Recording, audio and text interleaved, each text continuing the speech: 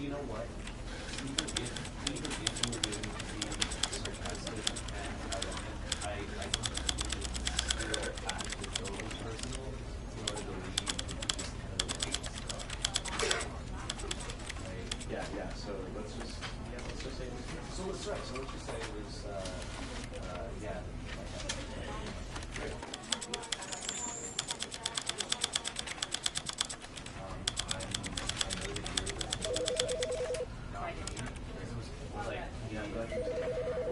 You know, because I wanted to put him down.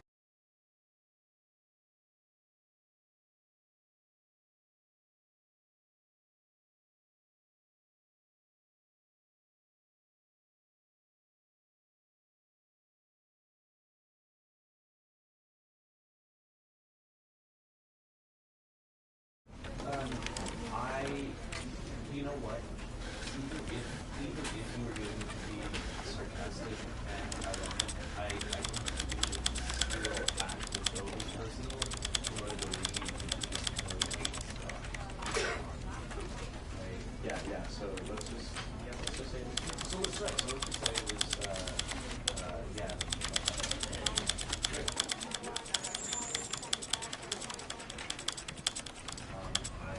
I know that you're.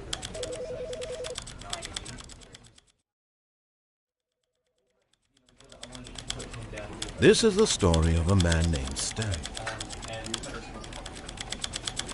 The story of a man named Stanley.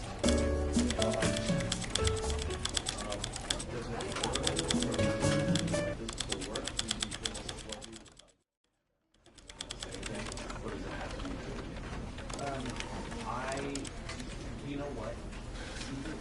Even if you were going to be sarcastic and ironic, I think you should still act as though it was personal in order to leave just kind of hate stuff. Right? Yeah.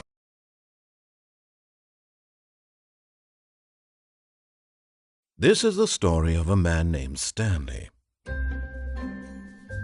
Stanley worked for a company in a big building where he was employee number 427. Employee number 427's job was simple. He sat at his desk in room 427 and he pushed buttons on a keyboard. Orders came to him through a monitor on his desk, telling him what buttons to push, how long to push them, and in what order. This is what employee 427 did every day of every month of every year. And although others might have considered it soul-rending, Stanley relished every moment that the orders came in, as though he had been made exactly for this job. And Stanley was happy. And then one day, something very peculiar happened. Something that would forever change Stanley. Something he would never quite forget. He had been at his desk nearly an hour when he realized that not one single order had arrived on the monitor for him to follow. No one had showed up to give him instructions, call a meeting, or even say hi. Never in all his years at the company had this happened, this complete isolation. Something was very clearly wrong. Shocked, frozen solid, Stanley found himself unable to move for the longest time. But as he came to his wits and regained his senses, he got up from his desk and stepped out of his office.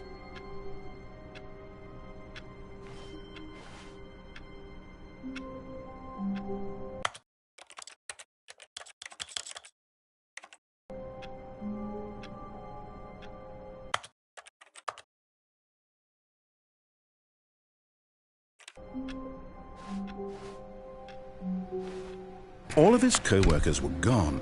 What could it mean? Stanley decided to go to the meeting. Oh, please. Are you really just doing this for the trophy? Click a door 5 times? Is that all you think a trophy is worth? No. I can't just give these merits away for such little effort. A measly 5 clicks? Now, suppose you were to click the door 20 times. I would say that's the kind of effort that warrants recognition. I have to say, I'm still not feeling the satisfaction of witnessing true effort for a noble cause. Perhaps 50 clicks will do it. Yes, almost certainly 50 clicks.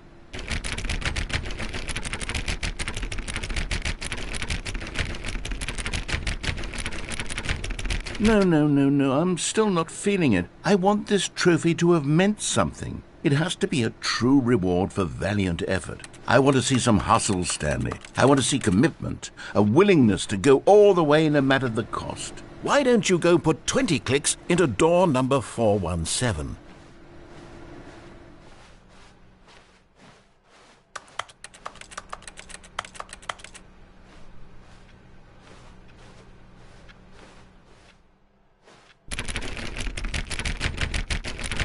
Oh, great. Now, go click a few times on door 437.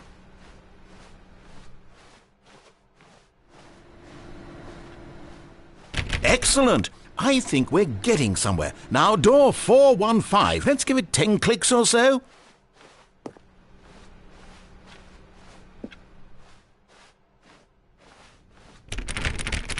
Now, back to door number 437.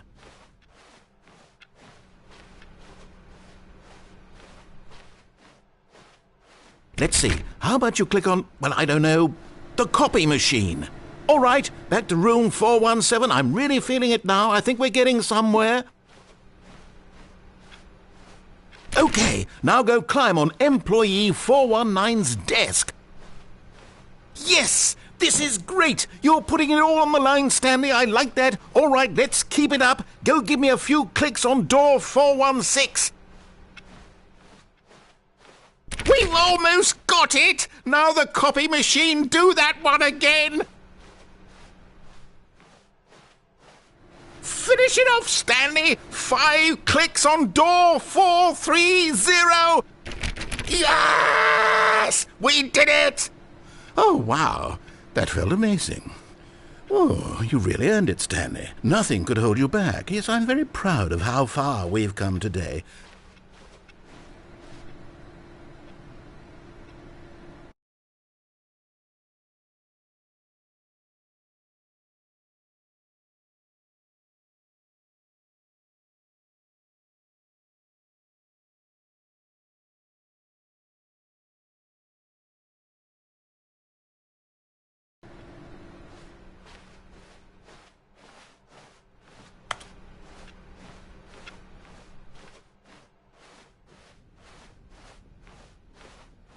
When Stanley came to a set of 2 open doors, he entered the door on his left.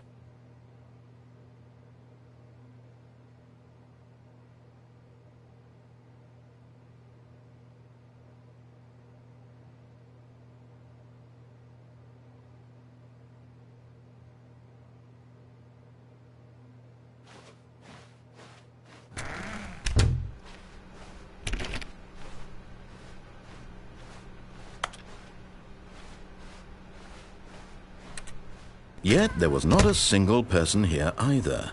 Feeling a wave of disbelief, Stanley decided to go up to his boss's office, hoping he might find an answer there. Stanley stepped into the broom closet, but there was nothing here, so he turned around and got back on track.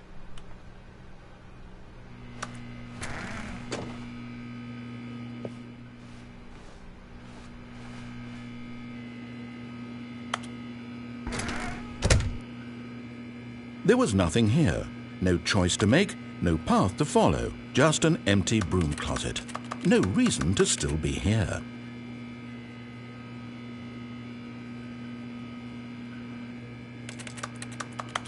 It was baffling that Stanley was still just sitting in the broom closet. He wasn't even doing anything. At least if there was something to interact with, he'd be justified in some way. As it is, he's literally just standing there doing sweet FA.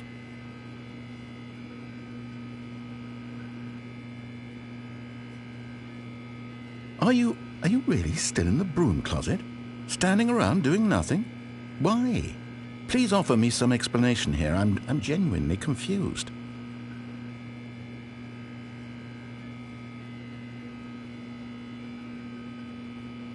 You do realize there's no choice or anything in here, right? If I'd said Stanley walked past the broom closet, at least you would have had a reason for exploring it to find out. But it didn't even occur to me because literally this closet is of absolutely no significance to the story whatsoever. I never would have thought to mention it.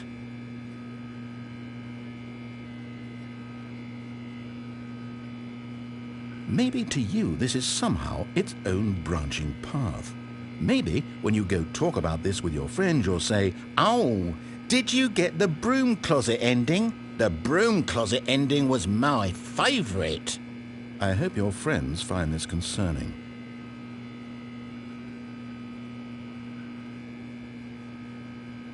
Stanley was fat and ugly and really, really stupid. He probably only got the job because of a family connection. That's how stupid he is. That or with drug money. Also, Stanley is addicted to drugs and hookers.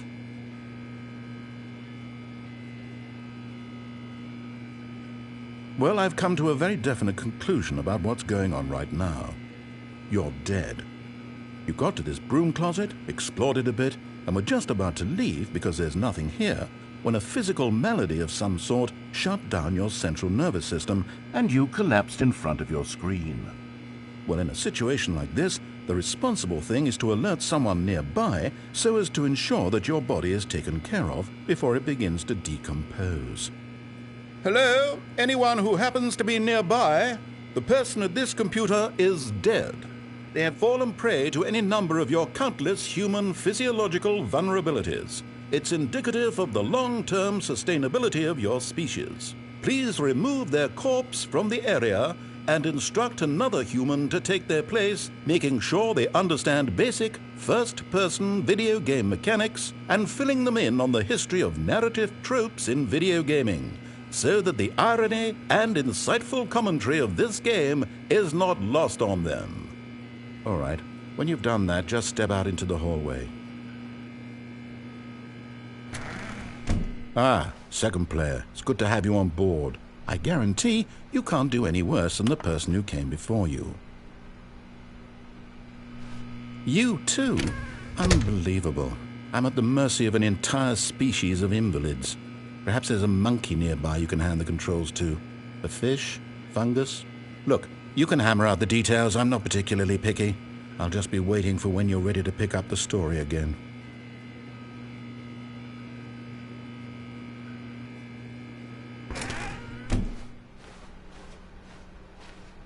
Coming to a staircase, Stanley walked upstairs to his boss's office.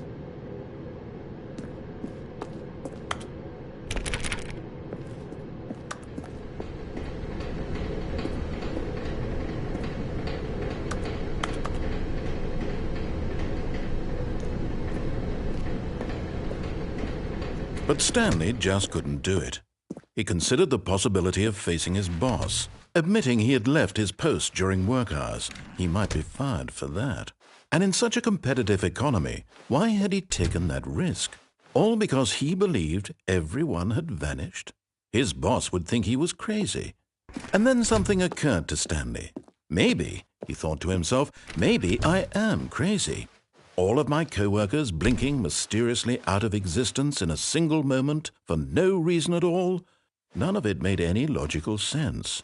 And as Stanley pondered this, he began to make other strange observations. For example, why couldn't he see his feet when he looked down? Why did doors close automatically behind him wherever he went? And for that matter, these rooms were starting to look pretty familiar. Were they simply repeating? No, Stanley said to himself, this is all too strange. This can't be real. And at last, he came to the conclusion that had been on the tip of his tongue. He just hadn't found the words for it. "I'm dreaming!" he yelled. "This is all a dream." Oh, what a relief Stanley felt to have finally found an answer, an explanation. His co-workers weren't actually gone. He wasn't going to lose his job. He wasn't crazy after all. And he thought to himself, I suppose I'll wake up soon. I'll have to go back to my boring real-life job pushing buttons. I may as well enjoy this while I'm still lucid. So, he imagined himself flying and began to gently float above the ground. Then he imagined himself soaring through space on a magical starfield, and it too appeared. It was so much fun, and Stanley marveled that he had still not woken up. How was he remaining so lucid? And then perhaps the strangest question of them all entered Stanley's head. One he was amazed he hadn't asked himself sooner. Why is there a voice in my head dictating everything that I'm doing and thinking? Now the voice was describing itself being considered by Stanley, who found it particularly strange. I'm dreaming about a voice describing me, thinking about how it's describing my thoughts, he thought. And while he thought it all very odd and wondered if this voice spoke to all people in their dreams, the truth was that, of course, this was not a dream. How could it be? Was Stanley simply deceiving himself, believing that if he's asleep, he doesn't have to take responsibility for himself? Stanley is as awake right now as he's ever been in his life. Now, hearing the voice speak these words was quite a shock to Stanley. After all, he knew for certain, beyond a doubt, that this was in fact a dream. Did the voice not see him float and make the magical stars just a moment ago? How else would the voice explain all that? This voice was a part of himself too. Surely, if he could just... He would prove it. He would prove that he was in control, that this was a dream. So he closed his eyes gently, and he invited himself to wake up. He felt the cool weight of the blanket on his skin, the press of the mattress on his back, the fresh air of a world outside this one. Let me wake up, he thought to himself. I'm through with this dream. I wish it to be over. Let me go back to my job. Let me continue pushing the buttons. Please, it's all I want. I want my apartment, and my wife, and my job. All I want is my life exactly the way it's always been. My life is normal. I am normal. Everything will be fine. I am okay.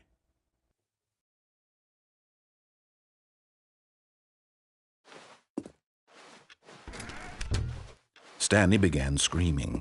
Please, someone, wake me up. My name is Stanley. I have a boss. I have an office. I am real. Please, just someone tell me I am real. I must be real. I must be. Can anyone hear my voice? Who am I? Who am I? And everything went black.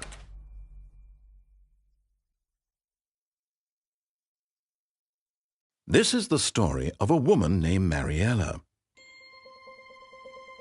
Mariella woke up on a day like any other. She arose, got dressed, gathered her belongings, and walked to her place of work.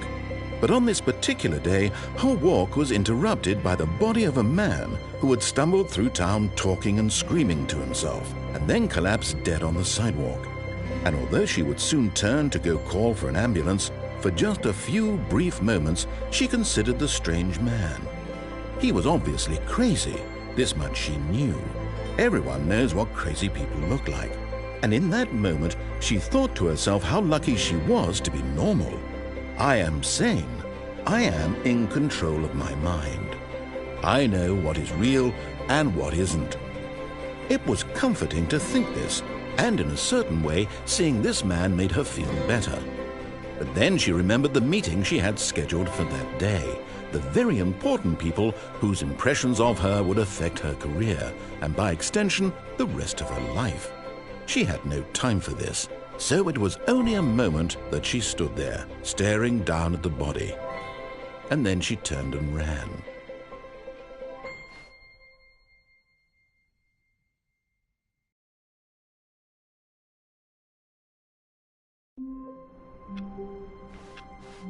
All of his co-workers were gone. What could it mean? Stanley decided to go to the meeting room. Perhaps he had simply missed a memo.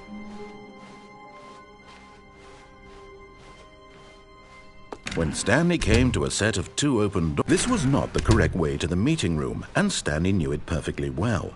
Perhaps he wanted to stop by the employee lounge first, just to admire it. Ah, yes, truly a room worth admiring. But eager to get back to business, Stanley took the first open door on his left. Stanley was so bad at following directions, it's incredible he wasn't fired years ago. But in his eagerness to prove that he is in control of the story and no one gets to tell him what to do, Stanley leapt from the platform and plunged to his death. Good job, Stanley. Everyone thinks you are very powerful.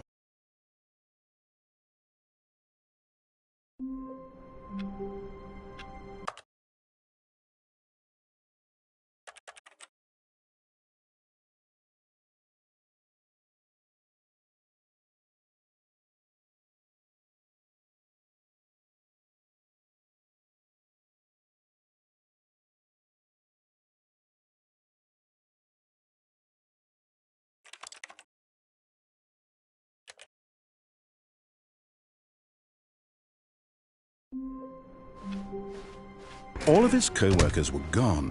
What could it mean? Stanley decided to go to the meeting room. Perhaps he had simply missed a memo.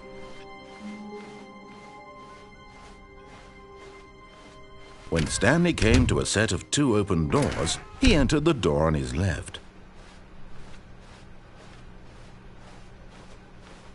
Yet there was not a single person here either.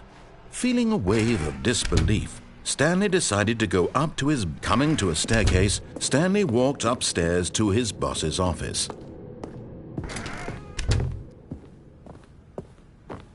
Stepping into his manager's office, Stanley was once again stunned to discover not an indication of any human life. Shocked, unraveled, Stanley wondered in disbelief who orchestrated this. What dark secret was being held from him? What he could not have known was that the keypad behind the boss's desk guarded the terrible truth that his boss had been keeping from him. And so the boss had assigned it an extra secret PIN number, 2845. But of course, Stanley couldn't possibly have. Yet incredibly, by simply pushing random buttons on the keypad, Stanley happened to input the correct code by sheer luck. Amazing. He stepped into the newly opened passageway.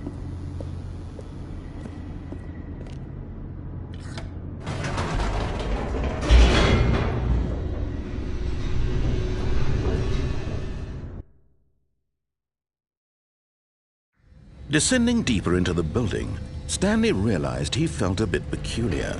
It was a stirring of emotion in his chest, as though he felt more free to think for himself, to question the nature of his job. Why did he feel this now, when for years it had never occurred to him? This question would not go unanswered for long. Stanley walked straight ahead through the large door that read Mind Control Facility.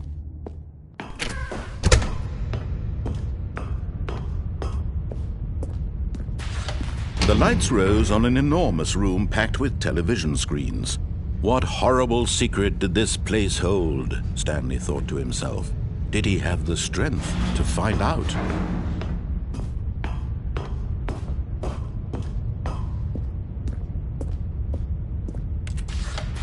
Now the monitors jumped to life, their true nature revealed.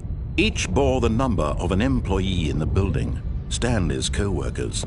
The lives of so many individuals reduced to images on a screen, and Stanley, one of them, eternally monitored in this place where freedom meant nothing. This mind control facility, it was too horrible to believe. It couldn't be true. Had Stanley really been under someone's control all this time? Was this the only reason he was happy with his boring job? That his emotions had been manipulated to accept it blindly? No, he refused to believe it. He couldn't accept it. His own life in someone else's control? Never! It was unthinkable. Wasn't it? Was it even possible? Had he truly spent his entire life utterly blind to the world? But here was the proof. The heart of the operation. Controls labeled with emotions.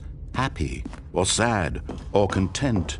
Walking, eating, working. All of it monitored and commanded from this very place. And as the cold reality of his past began to sink in, Stanley decided that...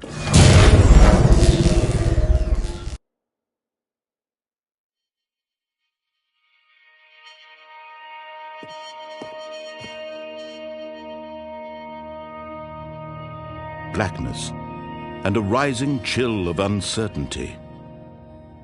Was it over?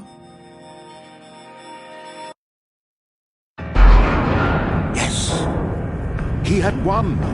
He had defeated the machine, unshackled himself from someone else's command. Freedom was mere moments away. And yet, even as the immense door slowly opened, Stanley reflected on how many puzzles still lay unsolved. Where had his co-workers gone? How had he been freed from the machine's grasp? What other mysteries did this strange building hold? But as sunlight streamed into the chamber, he realized none of this mattered to him, for it was not knowledge or even power that he had been seeking, but happiness. Perhaps his goal had not been to understand, but to let go. No longer would anyone tell him where to go, what to do, or how to feel. Whatever life he lives, it will be his. And that was all he needed to know. It was perhaps the only thing worth knowing. Stanley stepped through the open door. Stanley felt the cool breeze upon his skin, the feeling of liberation, the immense possibility of the new path before him. This was exactly the way, right now, that things were meant to happen. And Stanley was happy.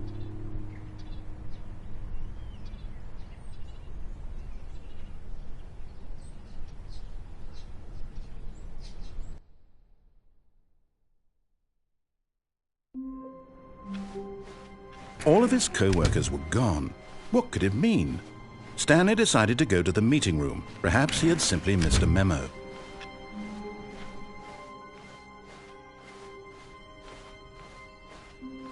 When Stanley came,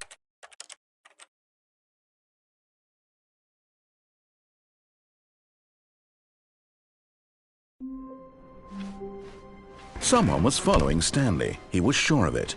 If he checked over his shoulder now, he would surely catch them. It was only a matter of time.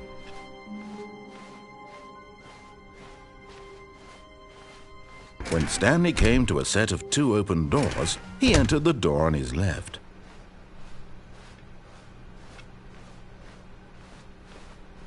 Yet there was not a single person here either. Feeling a wave of disbelief, Stanley decided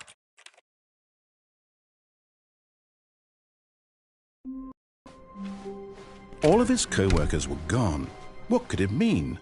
Stanley decided to go to the meeting room. Perhaps he had simply missed a memo.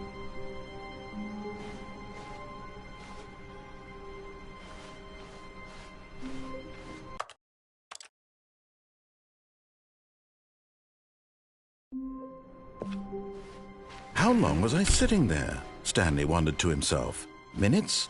Days? Centuries? Did something crucial happen while my senses were turned? He made a note to be more careful with time from now on. When Stanley came to a set of 2 open doors, this was not the correct way to the meeting room, and Stanley knew it perfectly well. Perhaps he wanted to stop by the employee lounge first, just to admire it.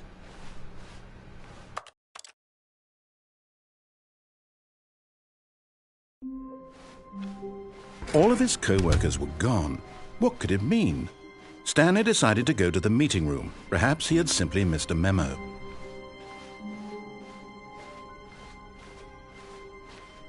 When Stanley came to a set of 2 open doors, this was not the correct way to the meeting room, and Stanley knew it perfectly well.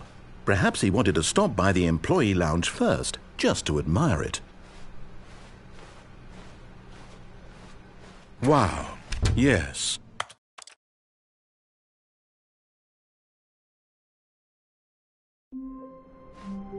All of his co-workers were gone. What could it mean? Stanley decided to go to the meeting room. Perhaps he had simply missed a memo. When Stanley came to a set of 2 open doors, he entered the door on his left. This was not the correct way to the meeting room, and Stanley knew it perfectly well. Perhaps he wanted to stop by the employee lounge first, just to admire it. The lounge was sublime, a work of art. What was it about this room that called so deeply and so personal? But eager to get back to business, Stanley took the first open door on his left. Stanley was so bad at following directions, it's incredible he wasn't fired years ago. Look, Stanley, I think perhaps we've gotten off on the wrong foot here. I'm not your enemy, really, I'm not. I realize that investing your trust in someone else can be difficult, but the fact is that the story has been about nothing but you all this time. There's someone you've been neglecting, Stanley. Someone you forgot. What? Really? I was in the middle of something. Do you have zero consideration for others? Are you that convinced that I want something bad to happen to you? Why, I don't know how to convince you of this, but I really do want to help you, to show you something beautiful. Look, let me prove it. Let me prove that I'm on your side. Give me a chance. Now listen carefully, this is important. Stanley walked through the red door. Aha, perhaps you misunderstood. Stanley walked through the red door. I still don't think we're communicating properly. Stanley walked through the red door. All right, fine, go ahead, Stanley. You want to know so badly what's out there? You want to find out what lies at the end of this road you've chosen? Well, don't let me stop you. You see? There's nothing here. I haven't even finished building this section of the map, because you were never supposed to be here in the first place. Broken rooms, exposed developer textures. Is this what you had wanted? Was it worth ruining the entire story I had written out specifically for you? Do you not think I put a lot of time into that? Because I did. And in the end, it was all for nothing, because this is what you wanted to see. Help me here, Stanley. Help elucidate these strange and unknowable desires of yours. What would have made this game better? What did you want to see? Vehicles? Skill trees? Work with me. You've given me absolutely nothing so far. Tell you what, let me take a stab in the dark at a new design, and you can give me some feedback. There we go. A third option. This already feels leaps ahead of where we were before. Go ahead, Stanley. Take it for a spin.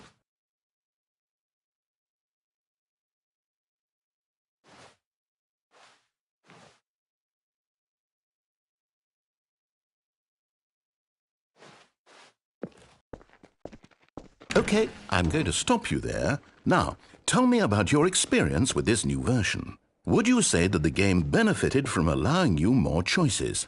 Feel free to be honest. I'm looking for some real critical feedback here. Aha! You see, I knew I was onto something. Where do these flashes of inspiration come from? How did I know the game needed a third door? Well, it's instinct mostly, a calling in your gut. I really couldn't say where the idea came from, except that I felt it in my soul. You can't teach that, Stanley. Don't even try. Here, based on the data from your previous playthrough, I've compiled a new version. And to be perfectly candid, I think I've knocked it out of the park with this one. Let's take a look.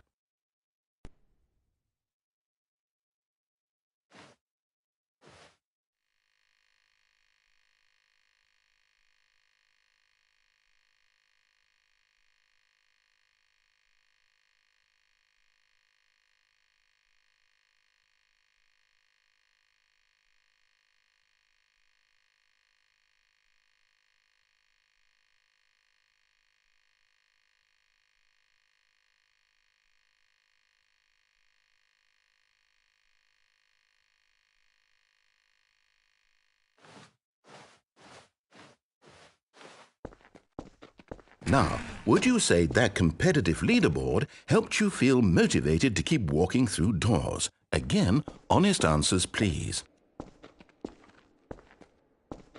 Hey, I nearly forgot. I've got a prototype of a new game I've been working on, and now would be a lovely opportunity to give it some playtesting.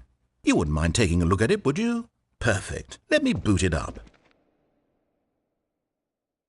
In this game, the baby crawls left towards danger. You click the button to move him back to the right, and if he reaches the fire, you fail. It's a very meaningful game, all about the desperation and tedium of endlessly confronting the demands of family life. I think the art world will really take notice. But of course, the message of the game only becomes clear once you've been playing it for about 4 hours. So why don't you give it 4 hours of play to make sure it's effective? Be sure to keep notes on your experience.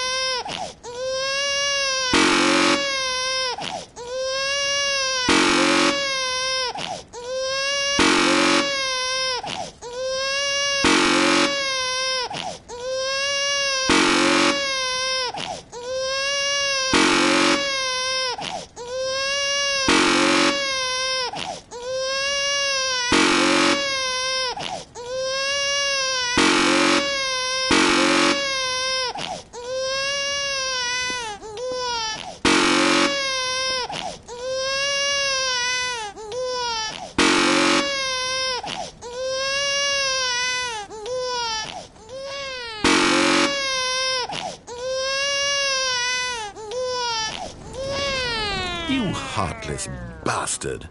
Did you do it because you hate babies or purely to spite me? Because if it's the latter, well, I don't know what to do. I'm completely out of ideas. I can't think of a single thing that might improve the experience for me. I'm not even going to try. I'm out. I'm done. It's over. Thank you for playing. Your input was extremely valuable. Oh, hey, since my game was so awful, why don't we play someone else's game, just to ease the pain? Let's see. What do we have here? Yes, this seems like it'll work. Let's give it a shot.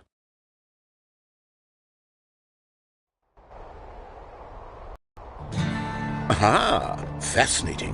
What do you think this game is about, Stanley? What's our backstory? What is our motivation? Well, it seems obvious to me that you are meant to play as a creepy man spying on innocent civilians below you from up high in your creep tower, perhaps for some sort of twisted erotic purpose. Yes, that must be it. What a fascinating venture into the experience of total mental depravity. So far, I love everything about this game, Stanley. And it seems there's even more. Come, let's venture outward and see what else is out there.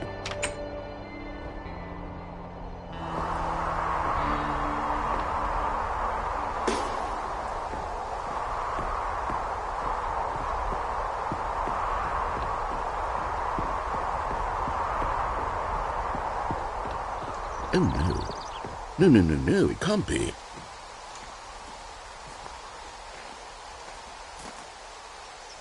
It is. It's an open world game. Good God, quickly, block it off. Oh, thank goodness, Stanley. What a close call. You nearly wandered off into that thing. That big, open, just wandering around. No right or wrong directions. No path to follow. You can just go in any... Oh, thank heavens we avoided it. We're out of the woods now, Stanley. Okay, I'm going to get us out of here. Let's find another game. Preferably something with walls. Something with nice, big, insurmountable walls. Okay, I think this will be just the thing.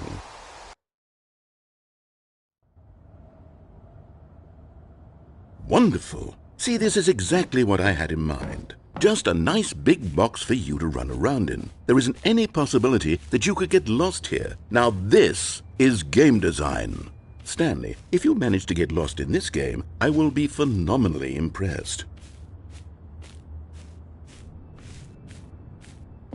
Okay, so what exactly do we do here? Let's see. There are lots of cars here in the back, but obviously there's no racetrack. Okay, I'm seeing that there's a ball of some kind back here. Is this game sports ball? Stanley, I think it's sports ball. Oh, what fun. We shall run the bases and do a touchdown together? Yes, I think surely we must. Okay, Stanley, here's the ball. Have fun.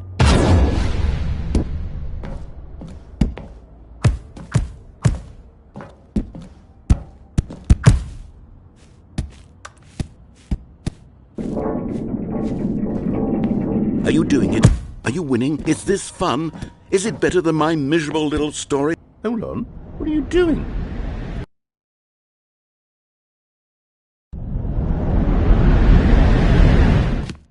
Stanley, don't do that. I can't follow you there. I can't help you. How will you write a story without me? You can't do it. You know that. Stanley, come back.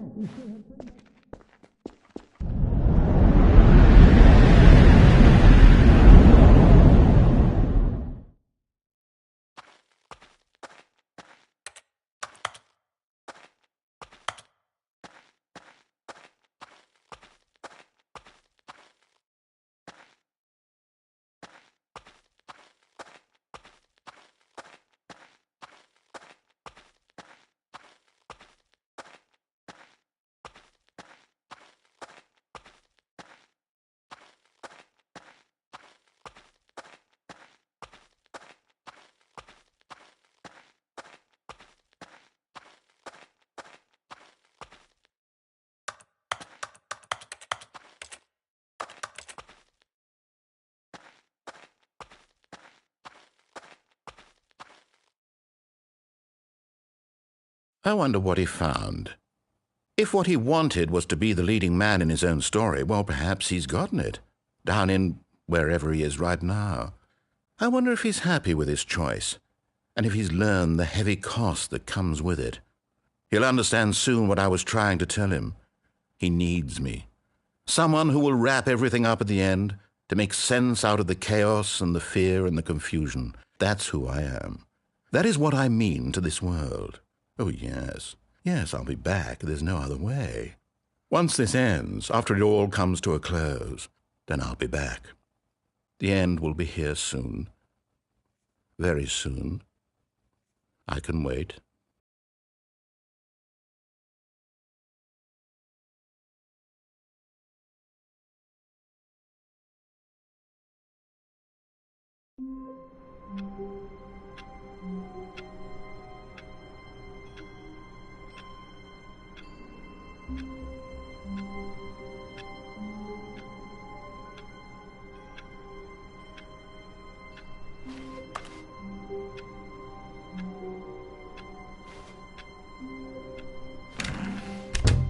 But Stanley simply couldn't handle the pressure.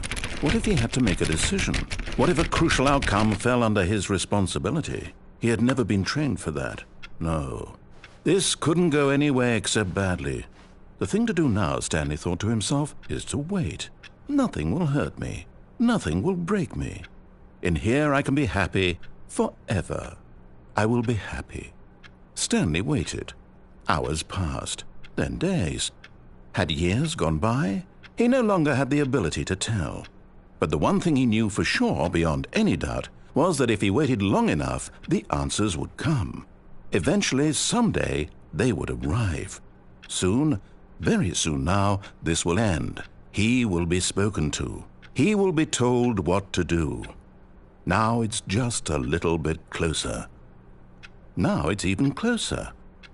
Here it comes.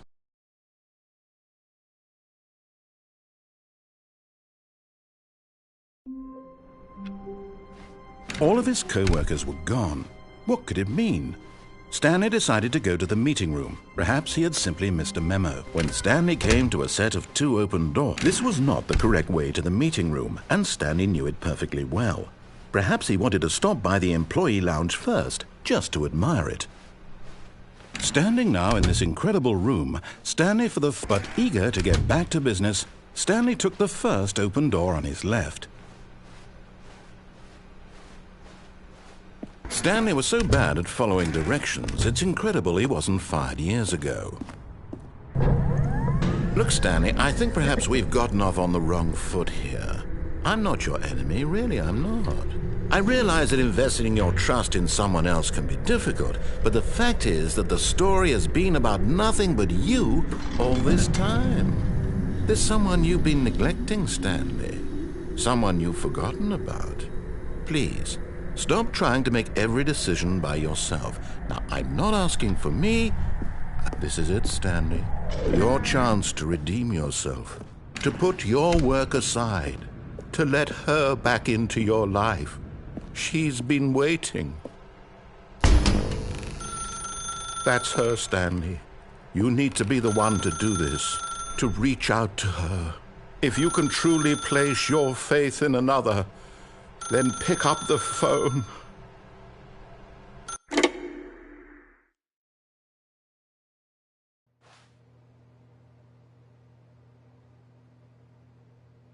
Oh, Stanley, is that you? Hold on, sweetie. Sorry to keep you waiting. I'm just pulling the bread out of the oven. All right. Okay, there we go. All right, now, I want you to come in and tell me all about your day. Gotcha. Oh, come on. Did you actually think you had a loving wife who'd want to commit their life to you? I'm trying to make a point here, Stanley. I'm trying to get you to see something. Come inside. Let me show you what's really going on here. Sorry, but you're in my story now.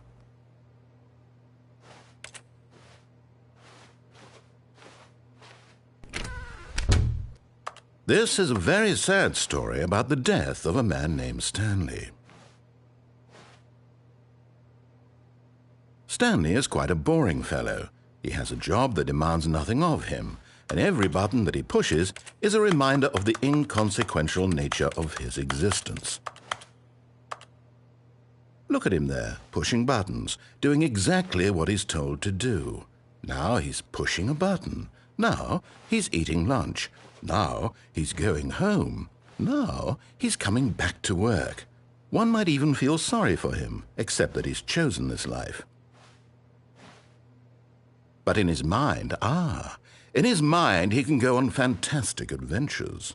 From behind his desk, Stanley dreamed of wild expeditions into the unknown, fantastic discoveries of new lands. It was wonderful, and each day that he returned to work was a reminder that none of it would ever happen to him. And so he began to fantasize about his own job. First, he imagined that one day while at work, he stepped up from his desk to realize that all of his co-workers, his boss, everyone in the building had suddenly vanished off the face of the earth. The thought excited him terribly. So he went further. He imagined that he came to two open doors and that he could go through either. At last, choice. It barely even mattered what lay behind each door. The mere thought that his decisions would mean something was almost too wonderful to behold. As he wandered through this fantasy world, he began to fill it with many possible paths and destinations. Down one path lay an enormous round room with monitors and mind controls. And down another was a yellow line that weaved in many directions, and down another was a game with a baby. And he called it the Stanley Parable. It was such a wonderful fantasy, and so in his head he relived it again, and then again, and again, over and over, wishing beyond hope that it would never end, that he might always feel this free. Surely there's an answer down some new path, mustn't there be? Perhaps if he played just one more time. But there is no answer. How could there possibly be? In reality, all he's doing is pushing the same buttons he always has. Nothing has changed. The longer he spends here, the more invested he gets, the more he forgets which life is the real one. And I'm trying to tell him this, that in this world he can never be anything but an observer, that as long as he remains here, he's slowly killing himself. But he won't listen to me. He won't stop. Here, watch this. Stanley, the next time the screen asks you to push a button, do not do it.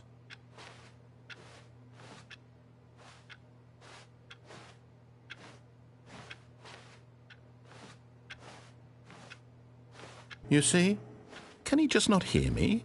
How can I tell him in a way that he'll understand that every second he remains here, he's electing to kill himself? How can I get him to see what I see? How can I make him look at himself? I suppose I can't, not in the way I want him to. But I don't make the rules. I simply play to my intended purpose, the same as Stanley. We're not so different, I suppose.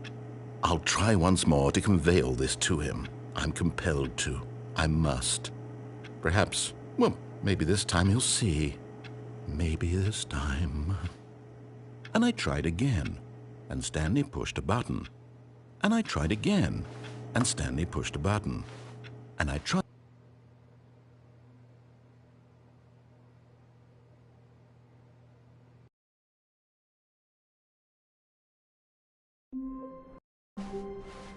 Already this was uncomfortable, and Stanley decided that as soon as he found a new space he felt safe in, that he would never leave it again in his life. When Stanley came to a set of two open doors, he entered the door on his left.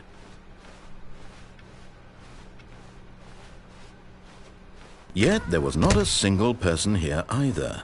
Feeling a wave of disbelief, Stanley decided to go up to his... Coming to a staircase, Stanley walked upstairs to his boss's office.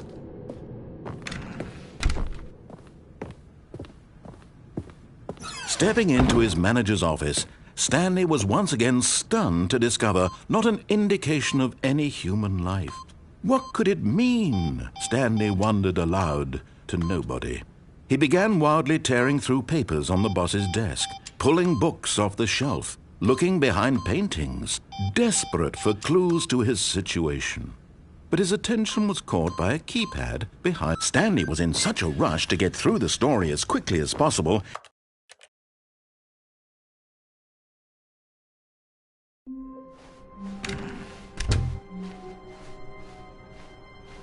When Stanley came to a set of 2 open doors, he entered the door on his left. Yet there was not a single person here either. Feeling a wave of disbelief, Stanley decided to go up to his... Coming to a staircase, Stanley walked upstairs to his boss's office. Okay, I think we all know the drill by now. Blah, blah, blah. Dark secrets, the keypad. Stanley pushes some buttons. Oh, hey, look, it's a new passageway. Quelle surprise.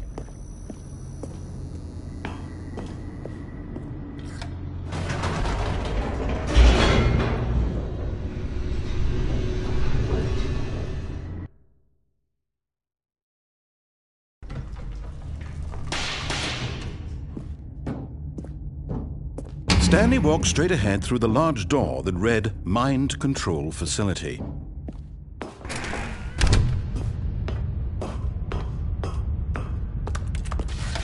The lights rose on an enormous room packed with television screens. What horrible secret did this place hold? Stanley thought to himself. Did he have the strength to find out?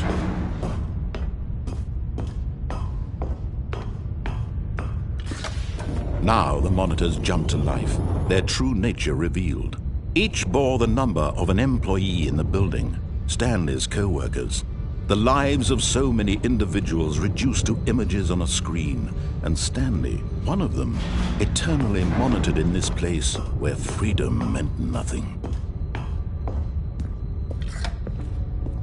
This mind control facility, it was too horrible to believe. It couldn't be true. Had Stanley really been under someone's control all this time? Was this the only reason he was happy with his boring job? That his emotions had been manipulated to accept it blindly? No, he refused to believe it. He couldn't accept it. His own life in someone else's control? Never! It was unthinkable, wasn't it? Was it even possible? Had he truly spent his entire life utterly blind to the world? But here was the proof, the heart of the operation. Controls labeled with emotions, happy or sad or content. Walking, eating, working, all of it monitored and commanded from this very place. And as the cold reality of his past began to sink in, Stanley decided...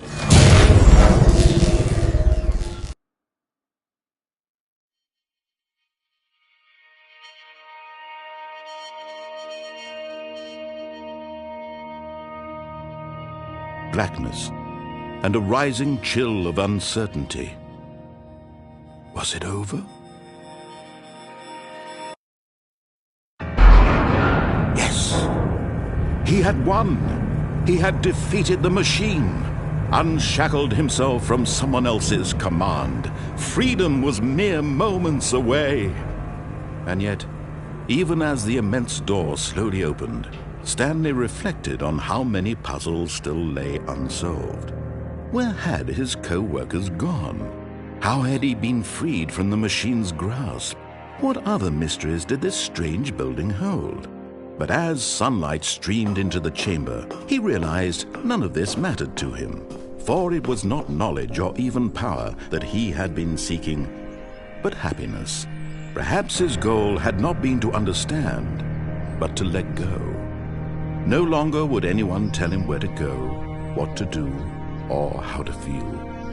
Whatever life he lives, it will be his. And that was all he needed to know. It was perhaps the only thing worth knowing. Stanley stepped through the open door. Stanley felt the cool breeze upon his skin, the feeling of liberation, the immense possibility of the new path before him. This was exactly the way, right now, that things were meant to happen. And Stanley was happy.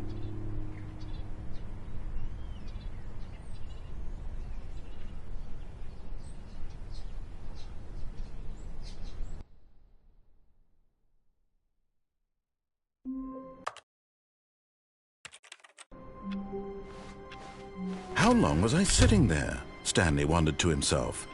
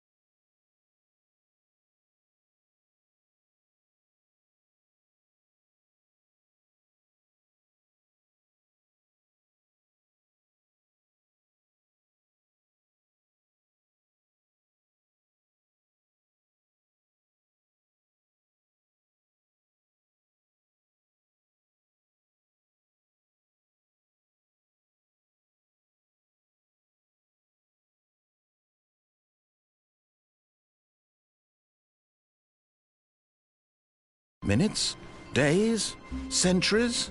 Did something crucial happen while my senses were turned? He made a note to be more careful with time from now on. When Stanley came to a set of 2 open doors, he entered the door on his left. Yet there was not a single person here either. Feeling a wave of disbelief, Stanley decided to go up to his... Coming to a staircase, Stanley walked upstairs to his boss's office.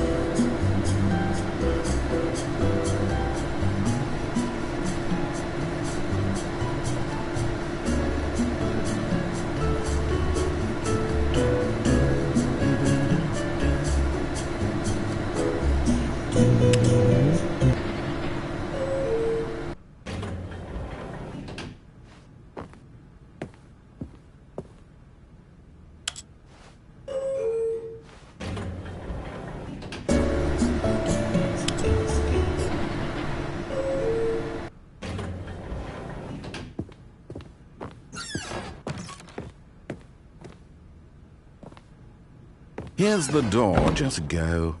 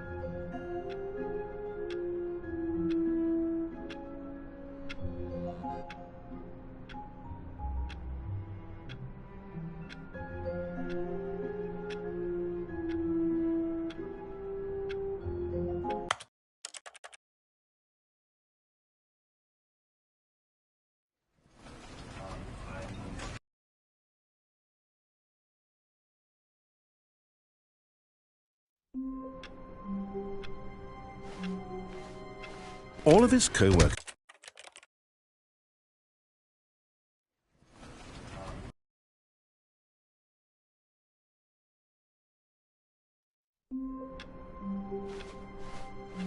all of his co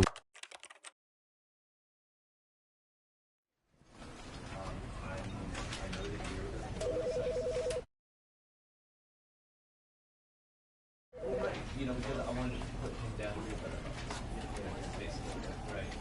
And was that exactly?